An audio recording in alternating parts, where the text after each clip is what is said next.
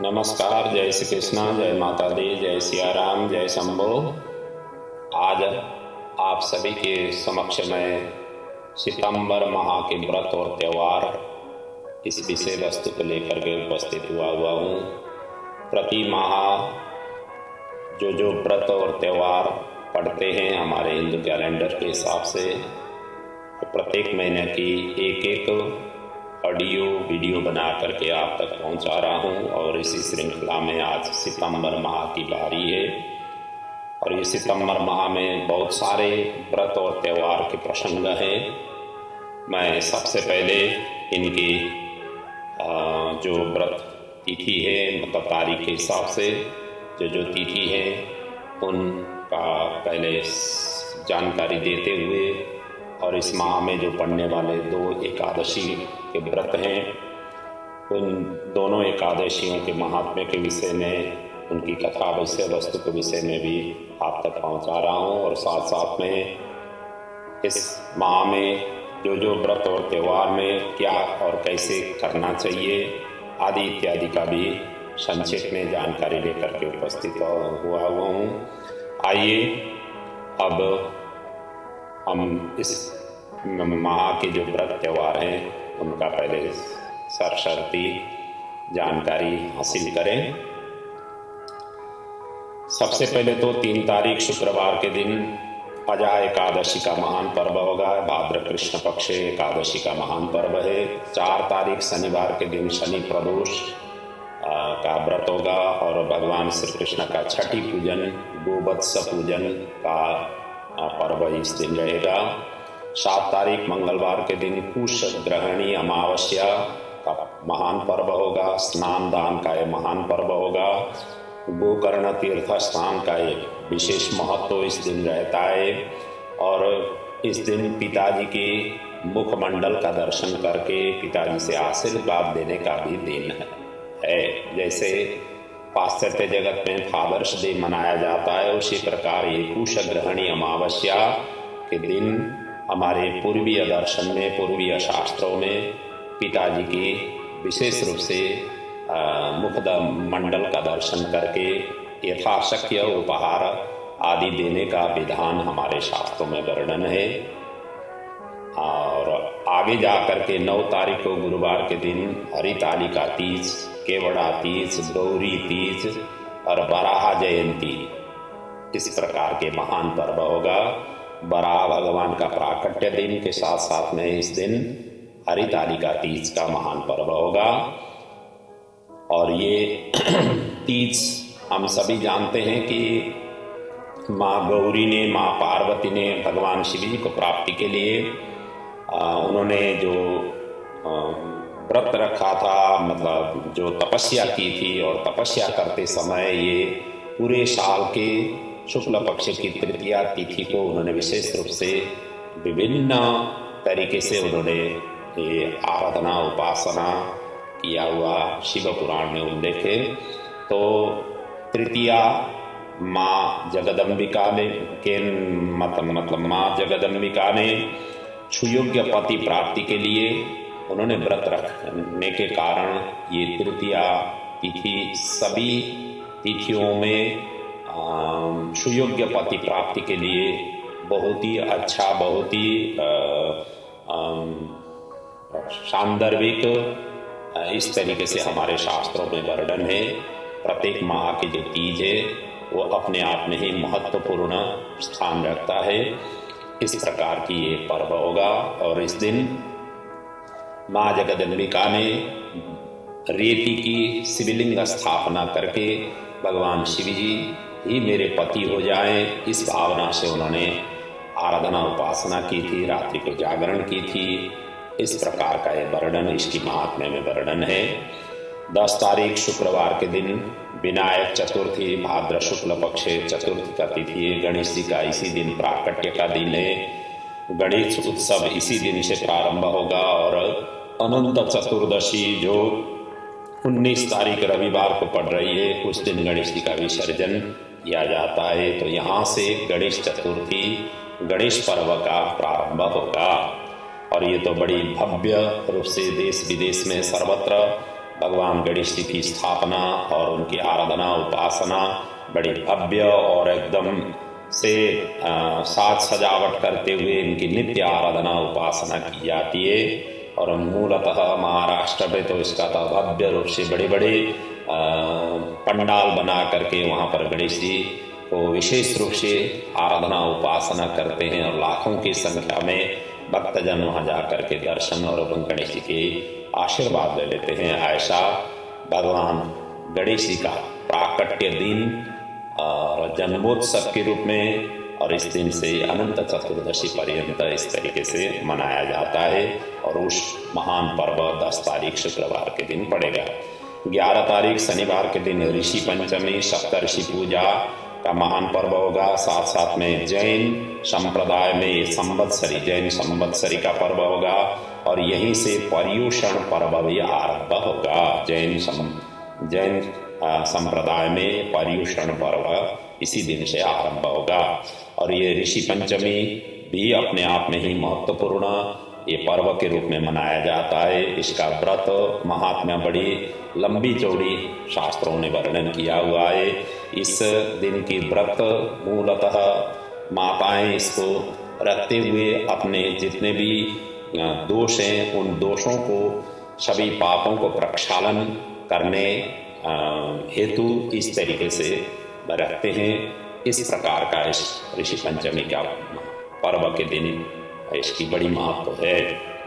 तो इसी प्रकार 12 तारीख को रविवार के दिन भाद्र शुक्ल पक्ष की षष्ठी तिथि है और इस दिन भगवान श्री कृष्ण के बड़े भाई बलराम जी का जन्मोत्सव है। बलराम अलग षष्ठी के रूप में इसको मनाया जाता है, अलधर्क षष्ठी के रूप में, क्योंकि उनका हल ही उनका शस्त्र था। तो बलराम जी के प्राकट्य का ये दिन है और उनकी बड़ी विशेष रूप से आराधना उपासना करने का विधान रहता है और ये 12 तारीख रविवार के दिन पड़ेगा। इसी प्रकार 13 तारीख सोमवार के दिन महालक्ष्मी व्रत यहाँ से प्रारंभ होगा। संतान सप्तमी व्रत इसी दिन पड़ेगा और ये महालक्ष्मी व्रत यहाँ से प्रारंभ होकर के 28 तारीख मंगलवार तक चलेगा। मतलब 15 दिन का रहता है ये महालक्ष्मी व्रत। धन धान्य से परिपूर्ण हो, महालक्ष्मी के अनंत कृपा अनंत आशीर्वाद रहे। अपने सभी प्रकार की कार्यों में लक्ष्मी ही आगे ले आना पड़ता है, अर्थात लक्ष्मी ही आगे हो तो ही जा करके सभी कार्य समय पर संपादित हो जाते हैं। तो हम सभी गृहस्थी के लिए महालक्ष्मी की उपासना आराधना करते हुए लक्ष्मी की अनंत कृपा अनंत आशीर्वाद की सभी याचना उपासना करते ही हैं। और ये महालक्ष्मी व्रत इस प्रकार से इस दिन को आरंभ होगा। 14 तारीख मंगलवार के दिन भौमाष्टमी और इस दिन राधा जी का प्राकट्य दिन है और ये राधा अष्टमी के रूप में इसको विशेष रूप से राधा की उपासना आराधना स्तोत्र मंत्रों से पूजन अर्चन करते हुए इस तरीके से करने का विशेष रूप से विधान है। राधा अष्टमी का पर्व ये 14 तारीख मंगलवार के दिन पड़ेगा और इसी दिन से भागवत सप्ताह का प्रारंभ दिन भी माना गया है। और गोकर्ण जी ने सर्वप्रथम जब भागवत कथा की थी इसी तिथि से लेकर के किया था, इसलिए भागवत सप्ताह का प्रारंभ दिन के रूप में भी इसको उपासना आराधना करते हैं और कई जगहों में इस दिन से भागवत सप्ताह की प्रारंभ भी करते हैं। 15 तारीख बुधवार के दिन अदुख नवमी व्रत है।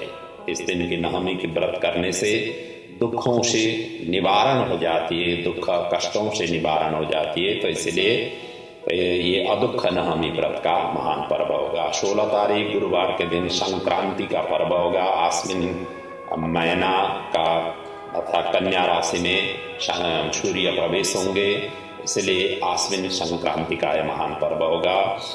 17 तारीख शुक्रवार के दिन हरि परिवर्तनी एकादशी जल झूलनी एकादशी का महान पर्व होगा। ये भाद्र शुक्ल पक्ष का एकादशी है और इस दिन विश्वकर्मा पूजा का भी महान पर्व होगा। और इसी प्रकार 18 तारीख और इसी दिन वामन जयंती का भी पर्व होगा। और भगवान वामन का प्राकट्य दिन भी इसी दिन को पड़ेगा। बलि के यज्ञ में स्वयं भगवान विष्णु ही वामन बटुक बन करके उनको सर्वस्व उन्होंने हरण करके फिर उनको पाताल लोक के सर्वस्व अधिकार उन्होंने प्रदान किया था। ऐसे भगवान वामन की विशेष रूप से आराधना उपासना इस दिन करना चाहिए। इस एकादशी को मूलतः वामन भगवान की ही पूजा आराधना करनी चाहिए, उनका ही स्वरूप का चिंतन मनन करना चाहिए, स्तोत्र मंत्रों का पाठ करना चाहिए। इसी प्रकार 18 तारीख शनिवार के दिन शनि प्रदोष व्रत होगा। शनिवार और सोमवार में यदि प्रदोष व्रत आ जाए तो सबसे ज्यादा पावरफुल माना जाता है। भगवान शिव जी से संबंधित ये प्रदोष व्रत विशेष रूप से शनिवार के दिन पड़ रहा हो, क्योंकि जो पिछले 4 तारीख को भी शनिवार के ही दिन शनि प्रदोष व्रत पड़ा था और यहाँ 18 तारीख शनिवार के ही दिन शनि प्रदोष व्रत पड़ रहा है। तो ये प्रदोष व्रत जो रखते हैं उनके लिए बड़ा ही महत्वपूर्ण और बड़ा ही पुण्यदायी ये दिन रहेगा प्रदोष व्रत। 19 तारीख को रविवार के दिन अनंत चतुर्दशी का व्रत होगा और इसी दिन भगवान गणेश जी का विसर्जन का पर्व होगा। अनंत कृपा भगवान अनंत का प्राकट्य ये दिन है, अनंत भगवान की जन्मोत्सव का दिन है और इस दिन की व्रत उपासना आराधना से अनंत गुना फल प्राप्ति हो जाती है। इसलिए ये अनंत चतुर्दशी का महान पर्व होगा। और इसी दिन धागा 14 जगह गांठ करके उनकी पूजा आराधना करते हुए, हल्दी से उनको पूजा अर्चना करते हुए इस तरीके से अपने हाथों में बांधने का भी विशेष ये दिन रहता है। और इस दिन का ये बांधा हुआ धागा से सभी प्रकार की सुख शांति के सहित सभी प्रकार के आशीर्वाद मिल जाती है, ऐसा हमारे शास्त्रों में वर्णन है। 20 तारीख को सोमवार के दिन भाद्रपद शुक्ल पूर्णिमा का महान पर्व होगा और इसी दिन से महालय श्राद्ध पर्व का आरंभ होगा। श्राद्ध पक्ष इसी दिन से प्रारंभ होगा। जो पूर्णिमा के दिन जो स्वर्गवासी हुए हैं उनके जो भी श्राद्ध आदि करनी है तो इसी दिन को ही करना होगा। और 21 तारीख से लेकर के अब सभी ये श्राद्धों के दिन होंगे। 21 तारीख को मंगलवार के दिन पहला श्राद्ध होगा और इस दिन विश्व शांति दिवस भी होगा। इसी दिन से पितृपक्ष प्रारंभ होगा। 22 तारीख बुधवार के दिन दूसरा श्राद्ध है। 23 तारीख गुरुवार के दिन तीसरा श्राद्ध है। 24 तारीख शुक्रवार के दिन संकष्टी चतुर्थी व्रत और चौथा श्राद्ध है। 25 तारीख शनिवार के दिन पंचमी 5वां श्राद्ध है। 26 तारीख रविवार के दिन षष्ठी श्राद्ध है, 6ठा श्राद्ध है। 27 तारीख सोमवार के दिन 7वें श्राद्ध है और 28 तारीख मंगलवार के दिन महालक्ष्मी व्रत समापन का दिन है और इस दिन वृद्धि तिथि है, इसलिए ये वृद्धि तिथि माना गया है। और 29 तारीख बुधवार के दिन 8वें श्राद्ध है और इसी दिन जीवित पुत्रिका व्रत जितिया पर्व के रूप में मनाया जाता है और ये व्रत ये पर्व भी इसी दिन पड़ेगा। 30 तारीख गुरुवार के दिन मातृनवमी श्राद्ध का रहेगा। इस दिन सौभाग्यवती माताओं के निमित्त में इस दिन श्राद्ध करने से विशेष पुण्यदायी मिलती है। जैसे सुहाग रखते हुए जो माताएं अर्थात पिताजी जीवित हैं और माताजी का स्वर्गवास हुआ है तो इस दिन को माता के नाम से अपने पुत्र माता के नाम से जो भी श्राद्ध पुण्य आदि करते हैं उनका अनंत गुना फल माता को मिलता है, इसलिए ये मातृनवमी श्राद्ध इसको कहा गया है। और इसी प्रकार आगे की अक्टूबर 1 तारीख, सितंबर तो इस दिन से पूर्ण होगा और अक्टूबर मास प्रारंभ होगा। अक्टूबर 1 तारीख के दिन शुक्रवार दशमी श्राद्ध होगा। 2 तारीख शनिवार के दिन एकादशी का श्राद्ध और इस दिन इंदिरा एकादशी का पर्व होगा। विश्व अहिंसा दिवस का पर्व मतलब मनाया जाएगा। 3 तारीख रविवार के दिन द्वादशी श्राद्ध, ये सन्यासियों के लिए ये श्राद्ध का विहित विधान है, क्योंकि द्वादशी का श्राद्ध करने से अपने परिवार में जो माता पिता में से कोई भी संन्यास ग्रहण किए हुए हों तो उनके पीछे इस दिन को श्राद्ध करना विशेष रूप से महत्व दिया गया है। तो आगे जा करके 4 तारीख सोमवार के दिन त्रयोदशी श्राद्ध होगा। ये इसी दिन से कलयुग का आरंभ दिन भी माना गया है। और 5 तारीख मंगलवार के दिन चतुर्दशी श्राद्ध होगा। चतुर्दशी का श्राद्ध होगा। और ये श्राद्ध मूलतः दुर्घटना में जो मृत्यु हुए हैं, शस्त्र अस्त्र के द्वारा जो मृत्यु हुए हैं, उनके लिए विशेष रूप से इस दिन को करना चाहिए। इस तरीके से यदि अपने परिवार में कोई भी शरीर, किसी का भी शरीर इस तरीके से चला गया हुआ हो तो उनके याद में, उनके स्मरण में ये 5 तारीख मंगलवार के दिन चतुर्दशी का श्राद्ध विशेष फलदायी माना गया है। आगे जा करके 6 तारीख बुधवार के दिन आश्विन कृष्ण अमावस्या का पर्व होगा। सर्व पितृ अमावस्या का इसी दिन होगा। इसी दिन पितृ विसर्जन का होगा। और 16 श्राद्ध के समाप्ति का दिन होगा। और स्नान, दान, तर्पण आदि का ये महान पर्व ये 6 तारीख बुधवार के दिन होगा। इसी प्रकार 7 तारीख गुरुवार के दिन से शारदीय नवरात्र प्रारंभ होगा। इसी दिन घट स्थापना का महान पर्व होगा। मातामह श्राद्ध का दिन भी इसी दिन है। नाना की तरफ, ननियाल की तरफ से यदि श्राद्ध करना हो तो उनके लिए इस दिन करने का विशेष रूप से विधान है। इसी प्रकार 13 तारीख अक्टूबर 13 तारीख बुधवार के दिन दुर्गाष्टमी का महान पर्व होगा। 15 तारीख शुक्रवार के दिन दशहरा तथा विजयादशमी का महान पर्व होगा। और 20 तारीख बुधवार के दिन शरद पूर्णिमा का व्रत होगा, पूर्णिमा होगा। 24 तारीख रविवार के दिन करवा चौथ, करक चतुर्थी का पर्व होगा। इस प्रकार से ये सितंबर और अक्टूबर के ये कुछ मैंने तारीखें आप तक पहुंचाया। अब यहाँ मैं 2 एकादशी की संक्षिप्त में इनकी महिमा महात्म्य वर्णन कर रहा हूँ।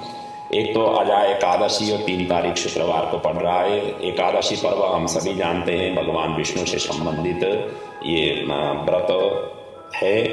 और कोई भी भगवान विष्णु की जो भी विग्रह है घर में, उन्हीं की ही पूजा अर्चना, स्तोत्र, मंत्र पाठ, ध्यान, स्तवन, रात्रि जागरण आदि करने का महत्व रखता है एकादशी का पर्व के दिन। तो इस अजा एकादशी को जया, अजा, कामिका एकादशी भी इनका नामकरण के रूप में इस तरीके से कहते हैं। और इस एकादशी को करने से संपूर्ण पाप नष्ट हो जाते हैं, ऐसा इसका वर्णन है। और कथा इस प्रकार से है कि सत्यवादी राजा हरिश्चंद्र ने गौतम ऋषि के द्वारा दिए गए उपदेश को पालना करते हुए उन्होंने ये व्रत रखा था। और जिसके कारण से भगवान साक्षात श्री हरि ही इनके आगे प्रकट होकर के इनकी सभी कष्टों को दूर करा करके जैसे पूर्ववत ये अवस्था में थे उसी रूप में उन्होंने स्थापित कराया था। और ये कथा बड़ी ही कारुणिक कथा है, जहाँ पर विश्वामित्र को दक्षिणा चुकाने के लिए राजा हरिश्चंद्र ने चांडाल के यहाँ नौकरी करनी पड़ी थी। श्मशान घाट पर चांडाल कर्म करते हुए गौतम ऋषि से उन्हें भेंट हुई थी। सर्पदंश से पुत्र रोहित को लेकर के पत्नी शैव्या श्मशान घाट पर आई। हरिश्चंद्र ने कर मांगा। शैव्या ने अपने पास में तो कुछ था ही नहीं, अपना ही जो कपड़ा था, चुनरी आदि जो कपड़ा था, उसको फाड़ करके श्मशान का कर चुकाया। तब जा करके मृत पुत्र रोहित को जलाने के लिए मतलब चिता तैयार हुई। और उसमें जब रख करके जब आग लगाने का ही समय हुआ था, तब जा करके भगवान प्रकट होकर के उनकी सारा दुखों को दूर करा दिया था। इधर जो विश्वामित्र ने जो परीक्षा ली थी, उस परीक्षा में भी ये पारंगत हुए थे और सत्यवादी के नाम से ये त्रिलोक में विख्यात हुए। और उसी के नाम से आज भी उनकी गुणानुवाद करते हुए हम सभी उनका स्मरण करते हैं। तो इस प्रकार की ये व्रत है। तो इसीलिए इतना कठोर भगवान ने परीक्षा करते हुए भी सत्य के ऊपर ही वो टिके रहे, इसलिए वो सत्यवादी नाम से तो एक तरफ से विख्यात हुए ही। और इस दिन की जो व्रत पारायण करके इनकी सभी दुख और पापों से नष्ट मतलब सभी दुखों से निवृत्ति पाए थे। इसलिए इस दिन की व्रत करने से वही उसी प्रकार की आशीर्वाद हमें मिलती है। ये इसका महात्म्य में वर्णन है। और इसी प्रकार दूसरा जो एकादशी है 17 तारीख शुक्रवार को पड़ रही है, भाद्र शुक्ल एकादशी। और ये हरि परिवर्तनी एकादशी, पद्मा एकादशी, विजया एकादशी, जल झूलनी एकादशी भी इस दिन को कहते हैं। तो इस दिन वामन भगवान को विशेष रूप से पूजा अर्चना करने का विधान है। वामन भगवान जो जनेऊधारी वामन भगवान बटुक रूप में जो भगवान की जो छवि हो, मूर्ति हो, उसका विशेष रूप से इस दिन आराधना, उपासना, षोडशोपचार से पूजन अर्चना, अनेक प्रकार की नैवेद्य आदि अर्पण करके इनकी पूजा अर्चना करने का विशेष रूप से विधान है। और रात्रि को जागरण, स्तोत्र मंत्रों का पाठ, भगवान विष्णु से संबंधित विष्णु सहस्रनाम आदि का पाठ विशेष रूप से इस दिन करना चाहिए। ऐसा करने से सभी प्रकार की खुशियां अपने जीवन में प्राप्त हो जाती है, ये आदि का वर्णन है। और कथा इसमें इस प्रकार से है कि सूर्य वंश के चक्रवर्ती राजा मानधाता ने अपने राज्य की 3 वर्ष की अनावृष्टि को मिटाने के लिए अंगिरा ऋषि के आदेश से ये व्रत उन्होंने किया था। और इस व्रत के प्रभाव से ये अनावृष्टि सदा सर्वदा के लिए समापन हो गई और समय पर वर्षा होने लगी और फसलें आदि सभी प्रकार की राज्य में वो सभी सर्वत्र पूर्ववत रूप से प्रकृति मंडल खुश होकर के इस प्रकार से उनके राज्य में ये प्राप्त हुआ। और इस दिन सायंकाल के समय में भगवान को सुलाते समय कटी परिवर्तन करना चाहिए, अर्थात करवट बदलने का दिन है। भगवान विष्णु शेष शैया में जब सो जाते हैं उधर क्षीर सागर में, क्योंकि हरिशयनी एकादशी से भगवान सो जाते हैं 4 महीने के लिए। अब ये चतुर्मास का पर्व भी है इसमें, और इस दिन आकर के भगवान करवट बदलते हैं, इसीलिए हरि परिवर्तनी एकादशी इसका नाम पड़ा हुआ है। तो इसीलिए भगवान को सुलाते समय रात्रि के समय में कटी परिवर्तन, थोड़ा सा परिवर्तन करा करके सुलाना चाहिए। ऐसा इसकी विशेष रूप से ये विधि सुसंपन्न करना चाहिए। और राजपूतों के परिवारों में तो इस दिन बड़ी ही हर्षोल्लास के साथ भगवान को रथ यात्रा कराते हुए जलाशय में ले जाना और जलाशय में भगवान को स्नान आदि कराना और झूलन में झूलाना और जल के ऊपर भी भगवान को झूला बना करके वहाँ पर झूलाना और उसको फिर भव्य रूप से घर में ले आना आदि इत्यादि बड़े हर्षोल्लास के साथ जल झूलनी के पर्व के रूप में वहाँ मनाया जाता है। इसीलिए इस दिन को जल झूलनी एकादशी के रूप में भी हमारे मतलब सनातन पद्धति में इस तरीके से मनाने का भी विधान है। यही इस सितंबर और अक्टूबर माह के जो व्रत हैं, त्यौहार हैं, इनका संक्षिप्त में ये पर्वों की जो महिमा है आदि इत्यादि का जो संक्षिप्त में हमारे शास्त्रों में जो वर्णन है, तिथि मिति जो भी पढ़ रहे हैं उनका मैंने संक्षिप्त में आप तक पहुंचाने की कोशिश की। आशा है आप सभी इससे लाभान्वित होकर के अपने जो नित्य उपासना आराधना, जो प्रभु की सेवा आराधना करते हैं, व्रत आदि उपवास आदि करते हैं, उनके लिए आप सभी के लिए सहज और सरल हो जाए। यही मूलतः उद्देश्य और ध्येय है, ताकि हमारे धर्म को, हमारे शास्त्र को, हमारे शास्त्रीय ज्ञान को आप तक पहुंचा करके आप भी इन सभी उपासना आराधना में आपके लिए सरल हो, सहज हो। इसी भावना से अभिप्रेरित होकर के ये प्रति माह की जो व्रत हैं, त्यौहार हैं, उनका संक्षेप में आप तक पहुंचा रहा हूं। तो आप सभी इससे लाभान्वित होकर के अपना नित्य जो आराधना उपासना है उनकी आप करते रहें, क्योंकि प्रभु ही एकमात्र सहारा है। संसार हमारे लिए सहारा नहीं है। संसार केवल हमें जीविकोपार्जन के लिए सहारा है, लेकिन अंतिम गति तो प्रभु का ही चरण शरण है। इसलिए प्रभु का चरण शरण प्राप्ति करने के लिए ये सभी का आराधना उपासना करते जाएं, तो ही प्रभु हमारे नज़दीक अंग संग में रह करके हमें आशीर्वाद देते हुए अपने जीवन को तो कल्याण करेंगे, अपने परिवार के जीवन को भी कल्याण करते हैं। यही हमारे शास्त्रों में विशेष रूप से जोर दिया गया है। तो अब यहाँ पर जितने भी बीच बीच में जो प्रसंग आए, त्यौहार आए, उनका ही अलग अलग से ऑडियो बनाए तो भी एक एक ऑडियो एक एक का बन जाता है। इसलिए मैंने यहाँ पर संक्षिप्त में वर्णन किया, और इतना वर्णन करते करते ही समय भी काफ़ी लग जाता है। कहने का मतलब सभी का व्याख्या विश्लेषण करने जाए सभी पर्व के पीछे तो लंबी चौड़ी हो जाती है। तो इसलिए मैंने संक्षिप्त में ही आप तक पहुँचाया। आशा है आप सभी लाभान्वित हो रहे हैं, होंगे, और आप लाभान्वित तो हो ही रहे हैं, दूसरे को भी लाभान्वित कराने की आपकी तरफ से जितना भी हो सकता है प्रयास भी कर दीजिएगा, ताकि मेरी ये छोटी सी प्रयास, मेरी छोटी सी जो मेहनत मैं हमारे शास्त्रों की विभिन्न कोणों से व्याख्या करते हुए आप तक पहुंचाने की कोशिश कर रहा हूं, तो सभी इससे लाभान्वित हो सके, ये भी आप सभी से अनुरोध करते हुए मैं अपने इस प्रसंग को यहीं पर विराम देने की आज्ञा देता हूँ। ओम सर्वे भवन्तु सुखिनः, सर्वे सन्तु निरामयाः, सर्वे भद्राणि पश्यन्तु मा कश्चित् दुःखभाग् भवेत्। ओम शांति शांति शांति। ओम।